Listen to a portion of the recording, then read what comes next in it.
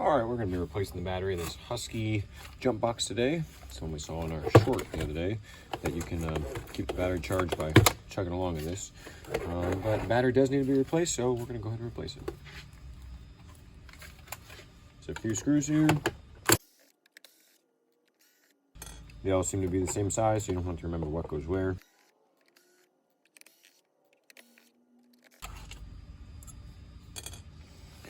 I got 7 screws there. Let's see if that's enough. Yep, there we go. Comes right off. Just gonna have these wires here. That's nice. They can actually be disconnected.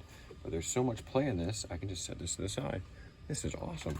Normally you have to like keep this like a book here. This is so much play. All right, 12-volt battery, 8 amps, and oh, wow, this whole thing comes apart. Wow, this is handy. I like it. I like that it's all disassemblable. It's kind of neat. Hopefully it holds together as we try to put it back together though. 12 volts, 8 amp hour, and it's got little ears on it as opposed to F2 or F1 tabs. So I'll go grab a 1290 or a 12 volt, 9 amp hour, and I'll show you how it goes back in. On my new battery, my ears are running this way. You can see that. My old battery, they're running this way. So I wonder if we can make this work. I will need to take this away. Get it out of there. The screws are just exposed here, so that's very nice. Get this one out of here, no problem. Hang on to that nut so it doesn't fall down there. Okay. Another one we'll have to get from the other side. Let's see exactly.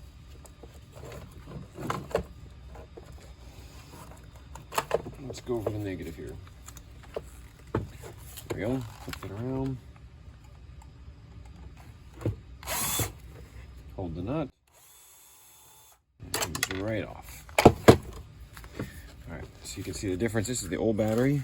See how the ears go side to side there versus the new battery. The ears are forward and backwards. We're going to see if we can just twist our positives and twist our negatives and make this work though.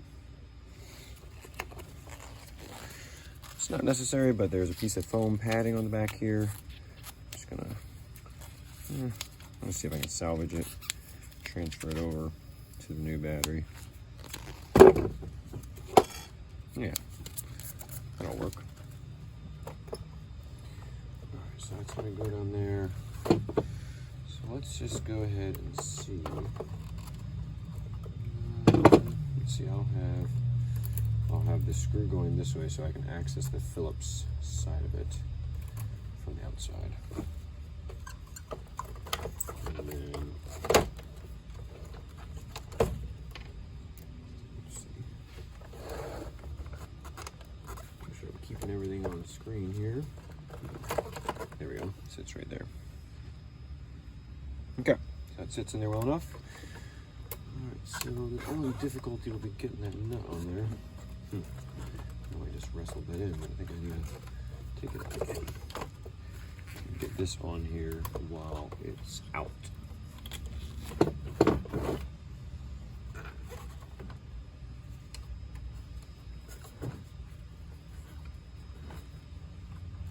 Okay, we'll get that nut started. Then should be able to crank that down.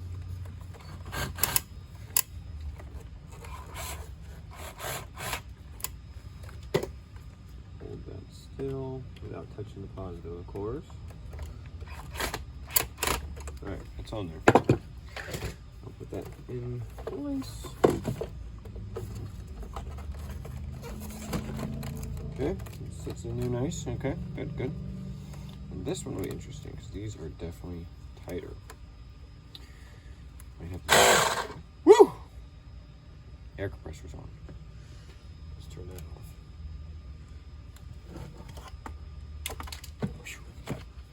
It works. All right. So I can either replace this with a slightly longer red cable, but I think I can make this work. So we're just going to bend this up like this, and we're going to drop it down So then it rises up to the, so it drops down to the eyelet. Yeah, we'll do that. So it drops down to the eyelet. All right, can you see okay? Are you following?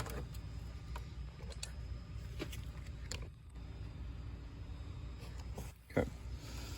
So we're gonna have this so it drops down like this to the eyelet. We'll have this over here, and we are gonna make this work. It's gonna be fun. All right. Oh, baby. I don't think this will be sticking up too much, but you know, we'll see. I'm going to hold this nut on here while we screw this on. Perfect. It took. That's on there. Okay. Cool. So we're going to put this back together. Don't expect the reassembly to be that difficult. Just pops on here.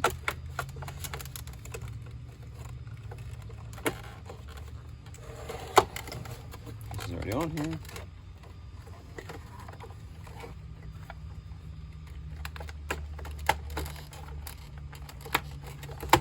There we go.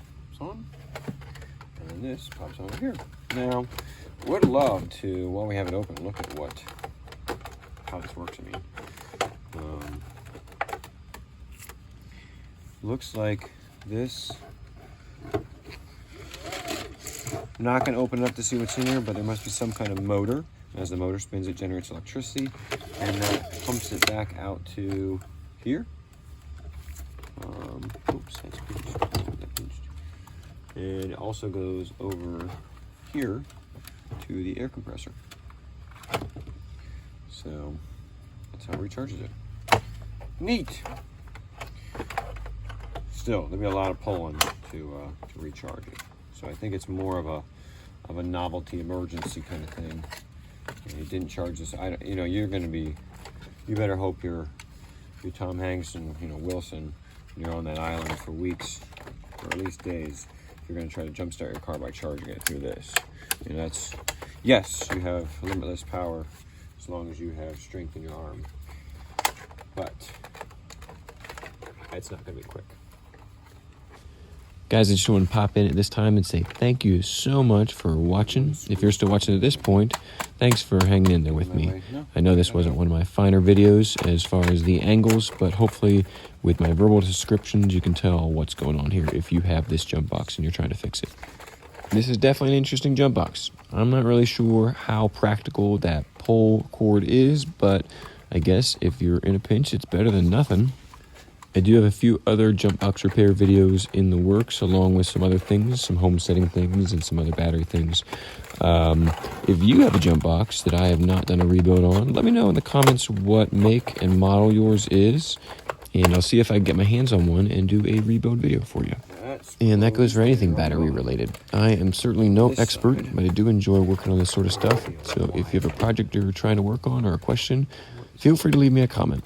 There is a great lack of battery education out there, and I'm all for making it more easy to understand or readily available. It could be that red wire that we have going slightly to the side there. But looks like it's closing. And I'm not going to force it, but the screws are going to draw it closed easily enough there. Ideally, we would have had a battery with ears going the same way as the original.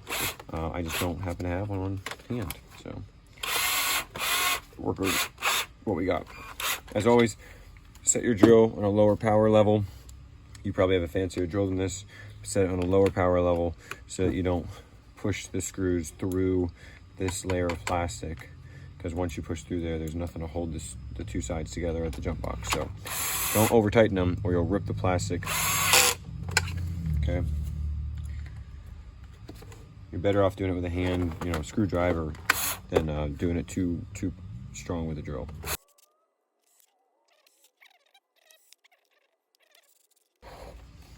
Okay. Wow. It's a nice, strong sound. Cool. Wonder if I turn the air compressor on and pull this if it changes the sound.